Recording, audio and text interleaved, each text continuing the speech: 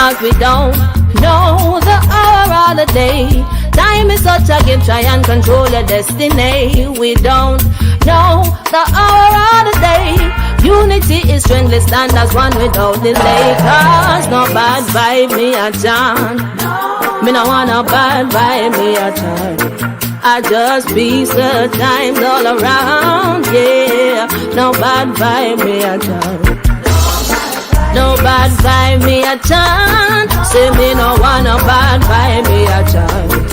I just peace the time all around, yeah. No bad vibe, me a chant. Welcome everybody. How you guys doing today? Welcome to another episode of Death Taught Us How to Live. As you guys know, I always get some great people to talk to us on our show. And today is no different. I have a great and wonderful lady on our show today. I have the creator, the authentic, the talented Molly. Molly's on our show today. She is the creator of Beyond Stillness. And before we get into all of this stuff about Beyond Stillness, I'm going to allow Molly to explain to us who she is, why she on Death Taught Us How to Live, and why she started to live her life and stop complaining and live. So, Molly, the floor is yours. Go ahead, please. Wow, Greg, thank you. Thank you. You're quite a talented man yourself. Definitely. So, Greg, you asked me to tell you a little bit about myself, about my life. I was born and raised in Oregon, in the same house. We had a hayfield in front of our house and a forest behind us. And I loved alone time growing up. I loved laying in the field and being out in the forest, but I also love spending time with my family and my friends. I'm half introvert, half extrovert, and I also love being in nature. The feel of the cold grass on my feet just brings back so many memories. I'm a very physical person.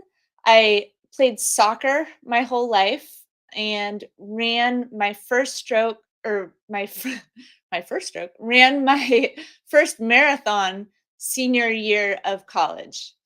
And it was about a month after that that I suffered a stroke. And my college roommate found me and took me to the hospital. And I was only 21. So it took him a while to figure out what was going on. This was 19 years ago. It was in 2005.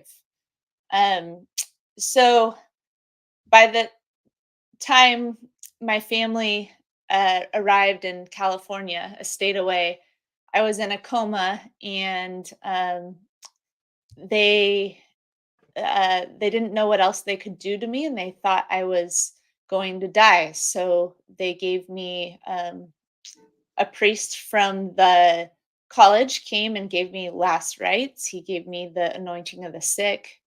And at one point, my sister and my mom urged the doctors. They said, "Isn't there anything else you can do? Come on," pushy, loving family members.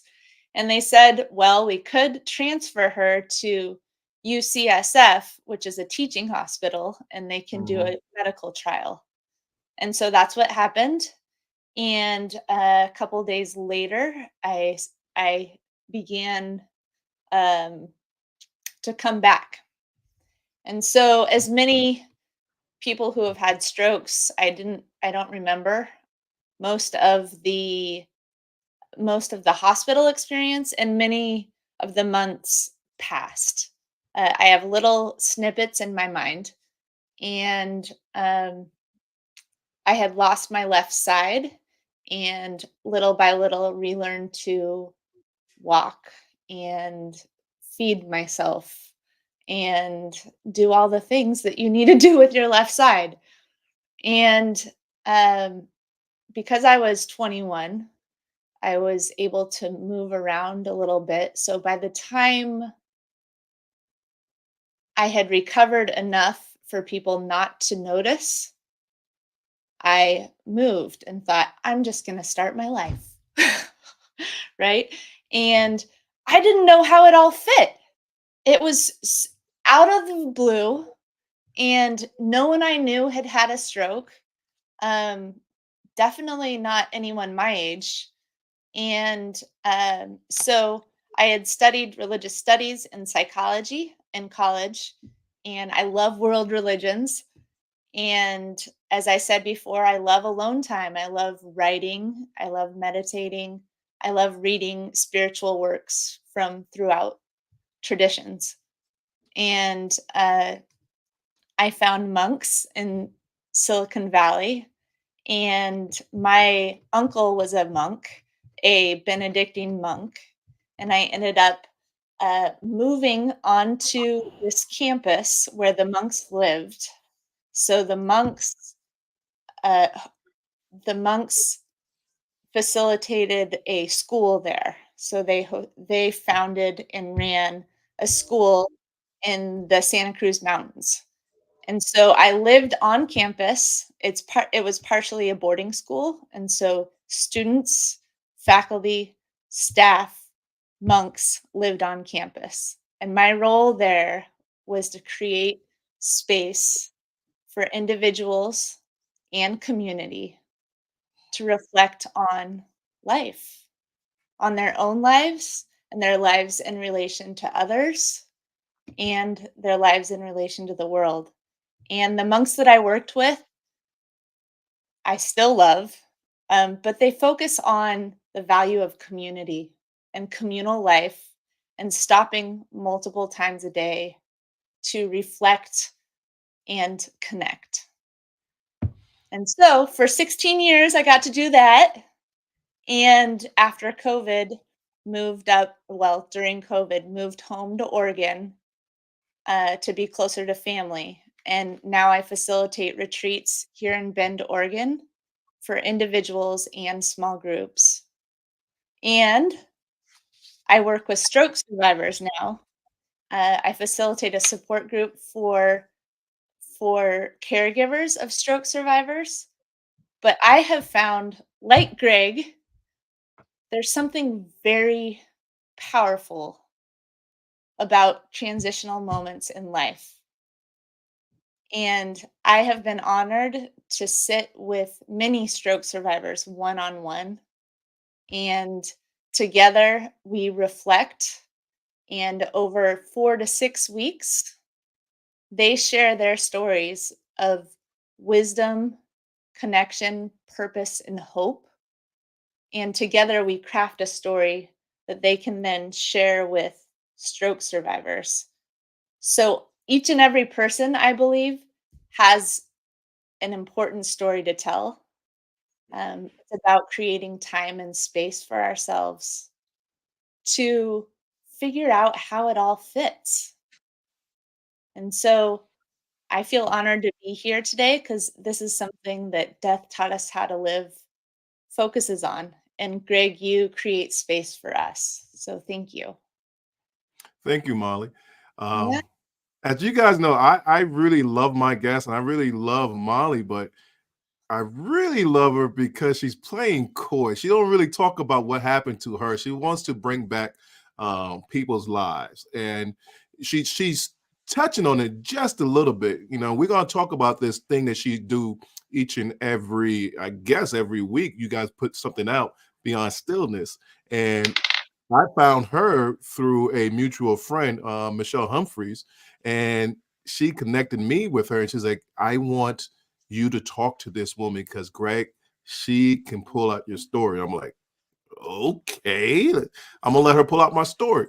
So let's talk about that. But before I get into that, I just want to let people know I've just put this on Instagram, but Instagram doesn't allow me to put live comments in. So if you do want to give live comments to this show, go to Facebook or go to YouTube channel and get on there and you can put on live comments. We're taking live comments. Molly will be here answering questions like that. But if you don't know where it is, as you can see at the top of my screen, right above Molly's head, you see the AVM superhero. Just go to that page, follow that particular channel, and then come on as live and you can give us any comments or thoughts that you want to give. But Molly, Beyond Stillness, you know, I love the name itself because we as stroke survivors, we get to a point that we don't want to do anything, and all of a sudden, you not even trying, you are doing, you're making that seed grow, you giving it life. What is Beyond Stillness, and what made you come up with that concept? Mm. Well, Beyond Stillness came a little bit in the stillness. Beyond Stillness, I love meditation. I love morning meditation, that silence before anyone else wakes up. That still moment. And in that place and in that time, I feel like these thoughts and connections and feelings emerge. And so sometimes we just have to sit still Okay. to take in stuff. And then also with stroke, we're paralyzed. We're still. And there's something beyond that. And so it's a little play on words, Greg. I love it. I love it. I love it. Okay. So now you come up with the name and you have this talent to talk to people. What do you do to actually bring out these people's stories? Mm. Well, I think first it's connecting. So initially it started with people from support groups. And I asked if I could meet with them one on one. And little by little, once their stories came out, other people asked and they wanted to share their stories. So they see the final product of a lot of work together. So Beyond Stillness is a nonprofit, and it's not just about the podcast, but it's about the meetings with stroke survivors. And um, we create space and time, like I said, like guided reflection questions, asking specific moments that may have been transitional for them throughout their recovery and how that has shifted their perspective on life and their relationships. I'm gonna tell you something. When I first got in contact with you, I was very excited to actually do this with you, to go on this voyage with you. But I tell you what, you was a tough cookie for me. You was like, Greg, what do you think about this? I'm like, you're killing me right now. But it made me really think about where I came from, how far I have transitioned from just being a person laying in that bed to who I am today. And I really appreciate that. You got this talent about yourself that is warm and friendly, and you take information and transform it into beautiful words. But I'm Mhm. very curious about these support groups. You know, how do you actually go about doing that? And how do you find the people to be in your support groups? And how do you keep it going? Because I know it could get stale sometimes. It's hard to bring up new topics and things of that nature. What is your secret recipe? I don't know if you want to give it your secret recipe, but what is your thing that makes you get up each and every week and say, "Hey, I want to take on all your burdens. Talk to me, and let's see if we can bring this together." What's that all about? How did you do that? Hmm. So I hear two things in there. One, Love it. information about support groups, right? And Yeah. then two, how do we get more out of each person? Is that right? Yeah. One, the support groups are so I facilitate support groups through Stroke Awareness Oregon, and those are the support groups for caregivers. And those groups, it's a pretty small group of people, but there's something beautiful about that. It's different than other support groups in that we don't bring in guest speakers, but it's just conversation with the people present. And the fact that it's a small group makes the conversation, creates a depth and a relationship and a comfort with those people within the group. That's once a month. It's 3 o'clock the first Wednesday of every month, Pacific time. Okay. Um, that's the only small group, or that's the only support group. We do have quarterly groups that are Beyond Stillness guests, so people who have shared their stories on this show, people who I've met with, and also our show listeners. So quarterly, we have Zoom meetings with everyone together. And again, they're reflective in nature. Yeah. And how do we get things out of people? Greg, I think it's about developing a relationship. So because we meet once a week throughout 1 to 2 months, that's up to 8 meetings. And you're talking about something that's very central to the human experience. So a lot of it is listening and wanting to know more about how that somehow shows connection, how that person connects with other people, somehow something, a life lesson that they've learned. I think we innately want to help each other. So, pulling out, what do you want to share with the world? What have you learned through your recovery experience? What do you wish that people knew? What do you know now that you didn't before? What do you believe now that you didn't before?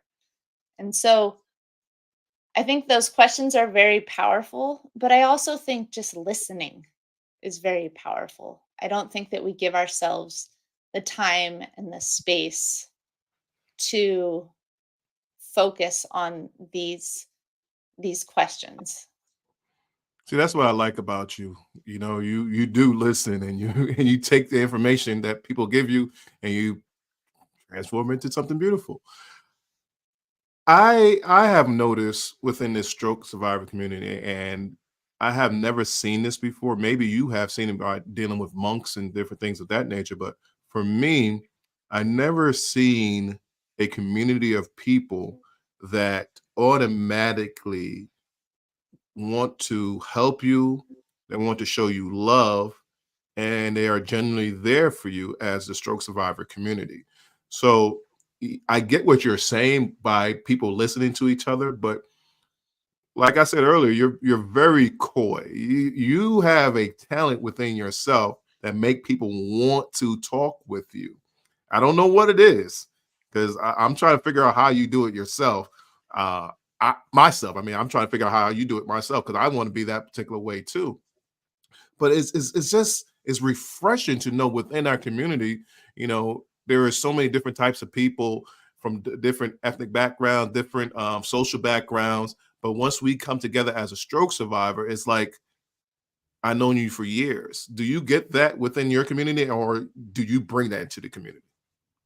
Both. We all do, right? We Okay. we all get it from our community and we bring it to our community. And I think one way to get it from the community is to bring it to the community. Um, Mhm. I I respect the people that show up and all they can do is listen. And that's okay. And sometimes people show up and listen for 6 months and then they say something and you're like, oh, that is good, you know? And Right. so um yeah, I think that the stroke community is really special, probably like the Death Taught Us How to Live community, because we've been given this opportunity to reflect on life in a way that other people haven't. Right. Um, and we are able to see the world in the best days, right? We don't always do this because we're human, but in our best days, we're able to see the world from a bird's eye view and make those little connections between life experiences and what we can offer the world. Okay. So let me ask you this. You had a stroke when you was 21. Like you said, you used to run marathons before that. You know, what did you do after? I don't know. Have you ran after that, or you? Okay, let's talk about that. How did you get from I'm a stroke survivor, I used to run marathons, and not being so depressed and saying I'm not going to run again, then all of a sudden you ran again? How did you get this? So the people that's listening, that's in that funk right now, can make that transition. What did you do? Yeah. Well, again, mine was 19 years ago. And so um my therapist, I've visited therapy facilities since, and they have those big lifts that can hold you as you're walking on the treadmill, etc. My therapist suggested going to the park and trying to run on grass because it wouldn't hurt as much when you fell.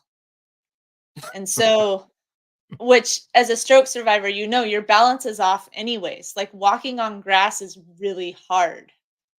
Yeah. And so, how did I get there? It was tough. I've shared that I moved in with my sister, and my mom my mom and I moved in with my sister. She moved down from California, and my sister and her family, and the goal was to be able to walk to the lemon tree.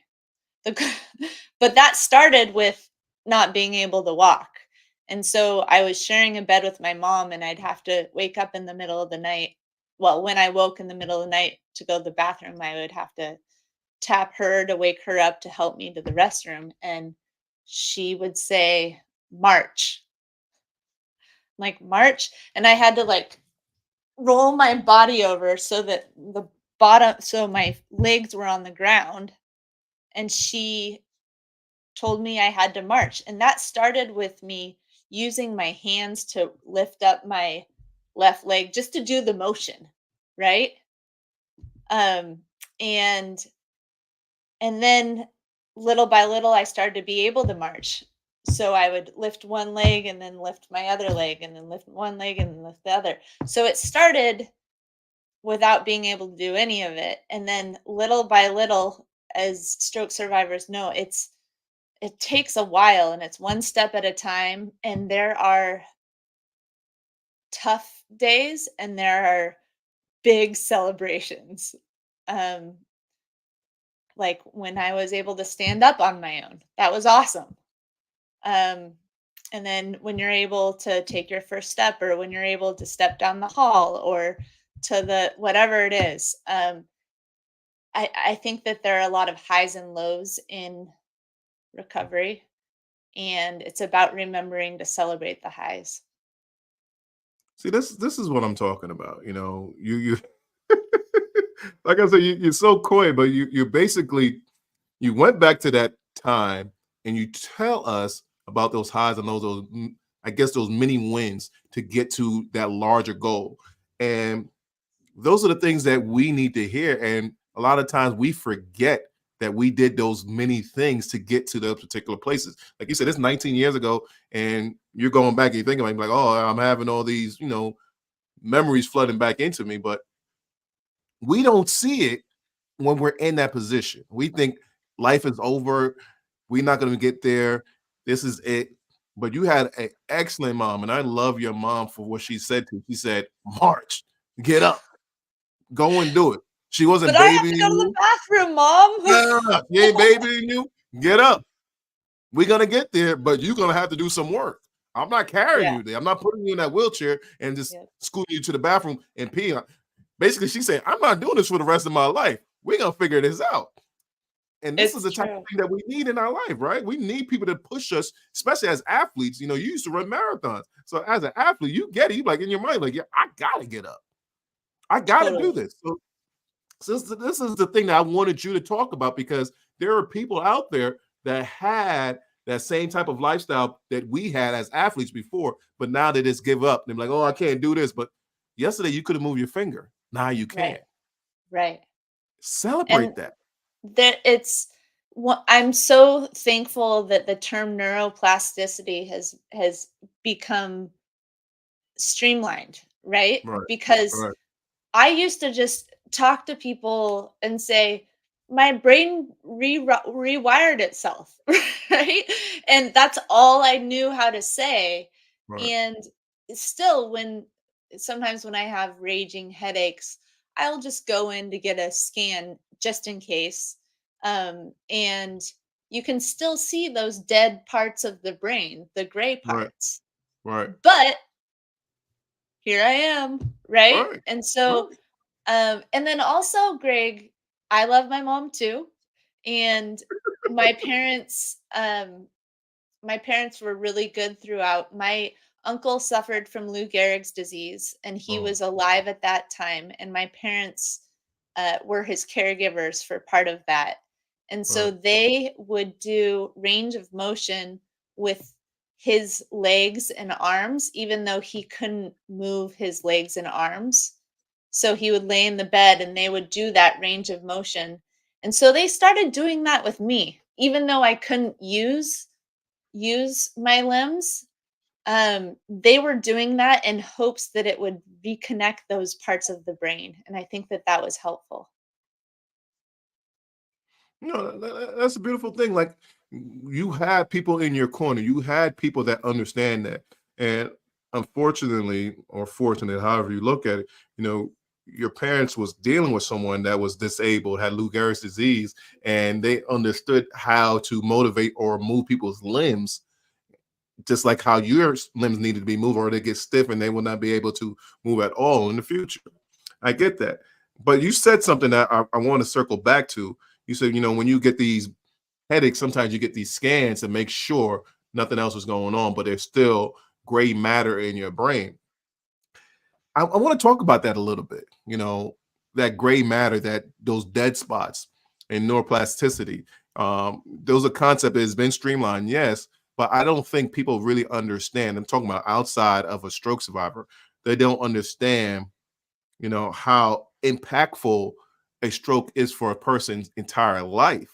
You know, and the analogy that I always bring up about strokes is like if a person has a scar on their skin, Mhm. you know, you get a cut, your skin will never heal the same exact way as it was before it had a cut. It's gonna have a permanent scar. Like I have scars on my hand from football, basketball, whatever. Those scars never go away. The body healed itself the best way it could, but that's what it is. That's the same thing with neuroplasticity. You know, those brain cells are gone, but somewhere or another, our brain set up a different pathway to actually do things, and such that we're doing things a little bit differently, but it's good for us, it's okay for us, but it's a little bit slower than what other people would normally think, quote unquote, to be normal. Is that a good way to analyze it, or do you have a better way to bring this out for us? Yeah, no, absolutely. I love that. Okay. I've thought a lot about gray. Just the can you call it a color? Gray. I think that there's a lot of gray area um in recovery because the path isn't laid out for us. Hmm. Every single stroke survivor has a different recovery because we all have different personalities, we all have different experiences. Stroke affects people differently, different parts of the body, different parts of the mind, and recovery, the doctor can't tell you exactly what you're going to be able to do and how long from now. No one can, and so that gray area is difficult. Um, we're so used to having answers and knowing how things work and knowing our path. And there's something that we just have to let go of. There's a lot we have to let go of when we're faced with gray. And somehow it works, right? Our path illuminates, whether it be our stroke recovery, our perspective on life, our next step in recovery, our next step in life. Maybe we're not a stroke survivor. Um, but little by little, we're able to make it happen, and it's not always explainable. We can't always explain it or pronounce it. No, I get it. I get it. Well, we got one comment. What a beautiful story. See, mothers start getting it. That's my mom, and she gets Oh, on just like how your mom would be on here too, probably say the same thing. But she said, "What a beautiful story." And I guess she likes what you're saying. thank Um, you, Dolores. Molly, I want to stay on that stroke side before we get into um, what your nonprofit organization is. Uh, what is something that you find to be a common thread within your support groups that you want to tell people that here is a solution instead of this being here? You need to do this to be better off. What is that common thing that you hear constantly year after year?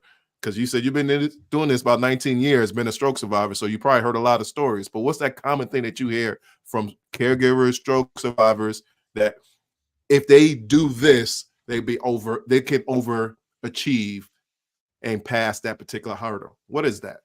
Hmm. Well, first I want to correct you. I haven't been in connection with the stroke survivor community the whole time. Okay. I just started reconnecting within the past year and a half since I've moved to Oregon. Okay. And um, it's people have to come to it on their own. I think we can create that space, but that's the common thing. Like they can hear other people's stories.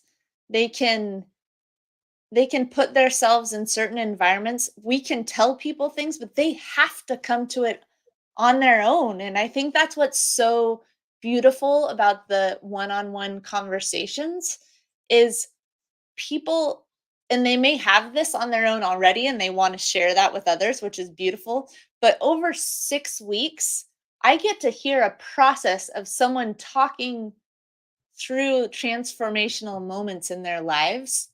And then they're like, Yeah. yeah, I want to share this. I want to share this. I want to share this. And I think when we create space for ourselves and allow ourselves to be at peace and heard, then we're able to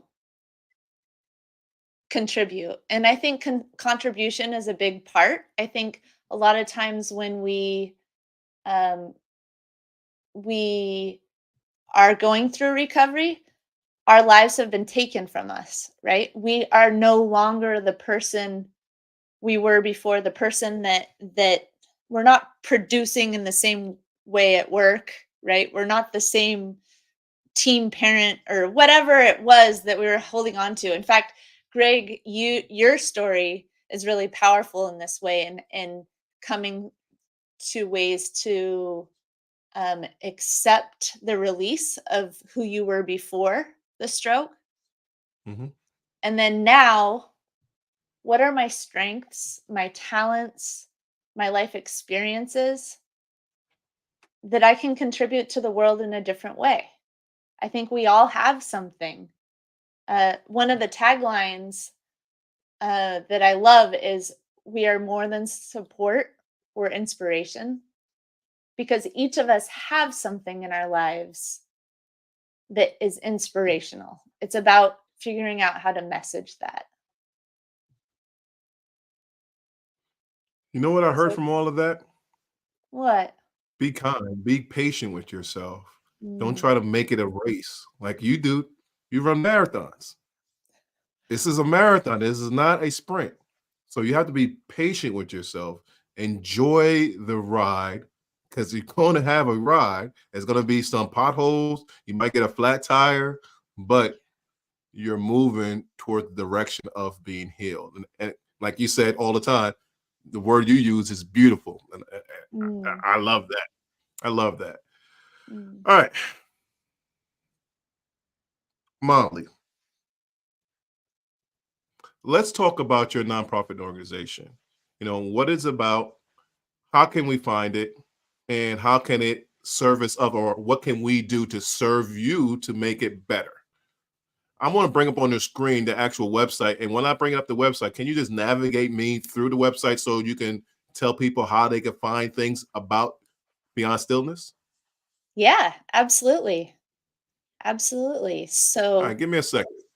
I'm going to bring it up now. Can you see it, Molly? there it is.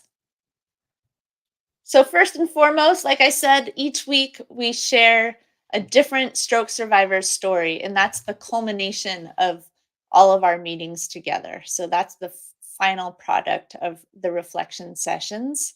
and you can listen to the stories there. You can also listen on most podcast platforms: Audible, Apple, Spotify, etc. Unfortunately, you can't see it on YouTube. Sorry, this is a YouTube platform that we're on right now, but they just got rid of their podcasting services. So we're in transition there. So we have about 7 months of stories there. So we have a different person each week. And one thing that I love about this work is they're from all over the country. So,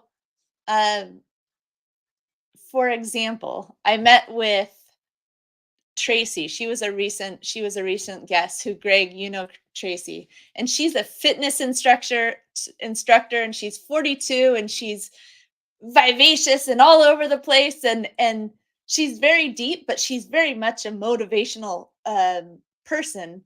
And then the next day I met for the first time with a 72-year-old from Indiana that repairs chainsaws, and it was just a vastly different conversation, yet they're conversations about life, humanity, spirituality.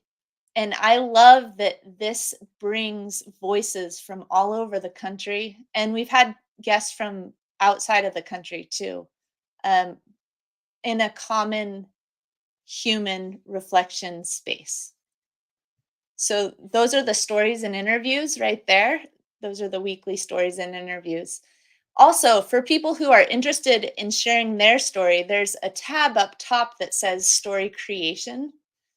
And the story creation lays out the process, how we come to that final product, that story that's shared on the podcast. So people can get an idea of what happens in the first meeting, the stories that, or the questions that I might have for them, and then how the meetings progress from there. Okay. Yeah. And there are a lot of testimonials. I love the relationships that are developed. So we get to connect with each other, and then guests often connect with each other also. And it's quite a community because of the depth of sharing throughout those months. Then those communities reach out to each other. Impact Beyond. Let me tell you a little bit about the Impact Beyond. I've had people finish our time together and start volunteering in the community, start sharing their story at their hospital with recent stroke survivors. People have restarted therapy after years of being away. People have started their own support groups, which I think is awesome. They're like, yeah, I have something to give. Here it is. So I love the follow-up emails after our time together. People come back and talk about how important it is. Another part of it is reconnecting with their friends and family that were supportive right after the stroke, but also were inspiring and are inspiring to them. So oftentimes they share their stories with the doctors that were present, the nurses that were present, therapists that pushed them, all these people that were part of their process. When they share their story, oftentimes they mention those people in the story and then share that story with those people, so they hear, their whole community hears how important their presence was or is within the recovery process. Molly, geez, you're such a wonderful woman, and I love that you're doing this. But I have a couple of questions for people that's out there that probably never been asking this question yet. One, if I wanted to, and I already have, but if I wanted to, as a stroke survivor, have you do a story for me and tell my side of things, how I came to existence of who I am today. Is there like an interview process that you have to go through, or do you just want anybody that's a stroke survivor? Well, one, I can't tell your story. So the stories are crafted from our meetings, I take notes. And some people, when I hear them talk, I say, write 2 pages on that and send it to me before next week. And then we work on editing that.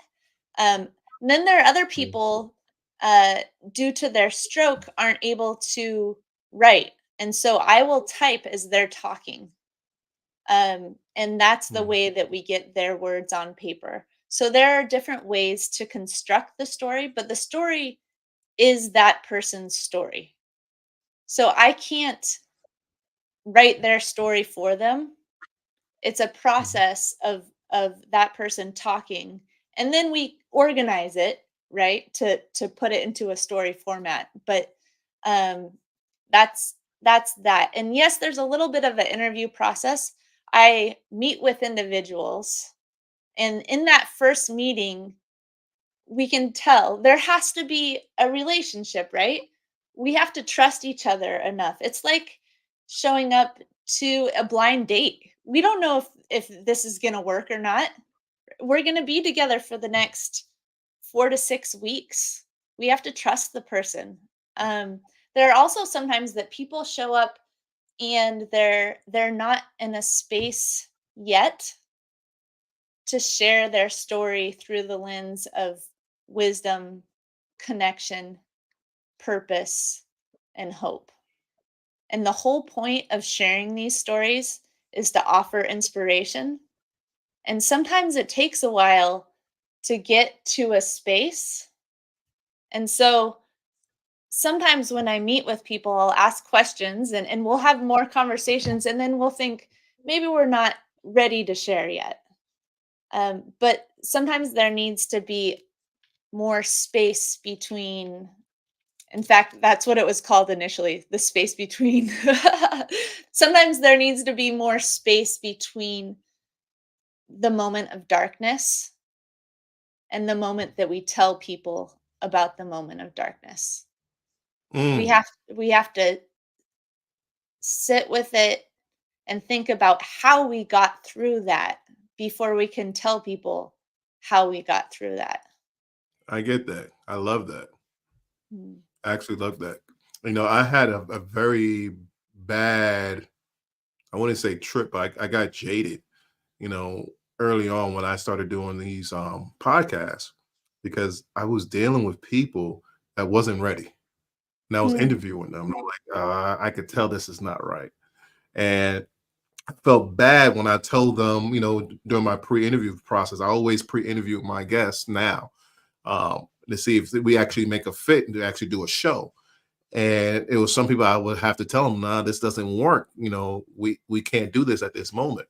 And I felt like some type of animosity towards me, and it hurt me really bad because it made me want to stop doing it. Then I had to realize I need to be honest and truthful with these people, because someone had to be honest and truthful with me too. Like your mother said, March, I had to do that for them. So later on, they could come back to me and say, Greg, I am ready.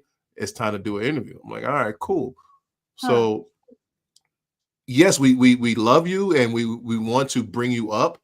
But as you said before, you have to be ready. You have to be able to do the work. Because if you're not ready to do the work, like you said, you can't write the story for them. They have to talk the story out, and then you help them put the words together in the proper order. So I get that. And I really appreciate you for that too. And I think Molly. they know when they're in that situation. Like sometimes it's a few meetings, and then I ask, okay, what are the tools that you use to get through that? Or I ask, how has that helped you in? And sometimes people are stumped, and again, they have to come to it on their own and realize, yeah, everything that I'm writing right now is really tough, and I need to work on this. So in a way, it's putting a mirror up and saying, okay, how are we going to get through this? We're not going to share this with people, but how are we going to get through this? I get that. I get it. Well, Molly, we're at the end of our show, and at this particular time, we do our hot seat questions. So I'm gonna ask you about 5 or 6 questions, and I want you to give me 30-second sound bites so I can actually make reels out of it. And after that, we're going to transition to you closing out the show. So I'm going to leave the stage and let you do whatever you have to do, whatever information you want to leave people, whatever inspirational quotes, it'll be your show. All right. So are you ready for your hot seat questions? I don't know. That sounds scary. No, Let's come go on. for It's it. not that scary. You're good. You're good. You're good. All right. Here's your question. First question. And when you're done, just say, Greg, next question. How did you get out of the darkness when you first had your stroke? I change the scene. So if I'm inside, I get someone to get me outside. If I'm outside and I'm cold, I need to get inside. If I'm with people, maybe I need to be alone. And if I'm alone, maybe I need to be with people. I breathe, I focus on my breath, but I have to change the scene. Are you ready for your next question? I am. Are you? I I love it. Question number two. Question number two. What was the hardest part of your stroke recovery? The what ifs, the fear. What if I don't get better? What if I don't have a purpose in my life? I think another hard thing is that most loved ones didn't fully understand. I didn't know other stroke survivors. So I see great importance now in connecting with other stroke survivors. Okay. Next question. Are you ready? Yes, ma'am. I am. Question number three. What advice would you give someone in their first year of stroke recovery? It gets better and it takes time. It's important to find a new purpose because I believe we all have something to give. It's important to reflect on what you can still do and offer that to other people. Okay. Question number four. What do you want people to know that it's not easy for a young stroke survivor to explain?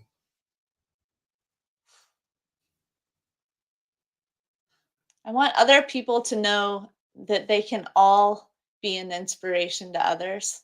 I think every single one of us, regardless of our age or our life experience, has some wisdom. I think we all know deep down who our beautiful selves, our inspired selves are. And it's important to live that person. What's a better way to put this? Be and become your inspired self. Okay. Question number five. What misconception do people have about stroke survivors? Lately, I've talked with a lot of people with aphasia, and their frustration is that even though they can't get words out, people look at them as if they're not fully there or they're not sharp. I remember right after my stroke, people didn't know how to act around me. And a misconception is that we are still who we are, and it's important to be there for each other. Okay. So we're Final question. What did the threat of death teach you? Hmm. Many spiritual traditions talk about phrases of keeping death in our awareness. St. Benedict's rule says, keep death before your eyes daily. So that sounds morbid, but it also reminds us that we have one shot in this life. So live it. It's important to be ourselves and become who we're meant to be. Take the bird's eye view. Okay. Okay. Molly Buccola, you have officially done the hot seat questions. You're off the Whew. hot seat. Now it's your show. Now it's your show. It's time for you to close us out and bid us good night. So the floor is yours. Thank you, Greg. Thank you. So at this point, I just want to remind each and every person that it's important to create space for yourself. You have all sorts of wisdom. You have life experiences and a perspective on those life experiences, and you have something to give. So give yourself that space, give yourself that time, and allow yourself to shine. So, Beyond Stillness Stories After Stroke is a space for stroke survivors to reflect, a space for each stroke survivor to take time and think about their transformational moments, their process that they're going through. And it's a moment for them to share their wisdom with other stroke survivors. Because I believe that every stroke survivor has a story to share. I believe that every stroke survivor is more than support, they're inspiration. Mr. Greg, is that what you were looking for? I was. Thank you so much, Molly. I really appreciate you. I appreciate what you're doing with Beyond Stillness. And I thank you so much for coming on Deaf Taught Us How to Live and telling us your story and also how you inspire people to tell their stories. Please make sure you check her out. BeyondStillness.com. Is that the website? It sure is. Yep. And you can contact me BeyondStillness.com. there. And you could check her out there, as well as you could contact her, and she's also on strokewarriorradio.com. You can find her there as well. And if you have any questions for Molly, you can contact me or you can contact her, and I'll make sure that she'll get those questions. And if you want to be part of her Beyond Stillness and tell her your story, go to her website, beyondstillness.com. Thank you so much, my sister, for joining us and talking with us today. I love each and every moment that I speak with you. I really appreciate you. You're a beautiful spirit and you're a beautiful person. Thank you so much. I love it too. Thank you, Greg. Thank you for allowing us time to reflect on death and how it taught us to live. It's important. Absolutely. Everybody, have a great night. I'll talk to you guys next time, and hopefully everything is well with you in your life. AVM Superhero, out.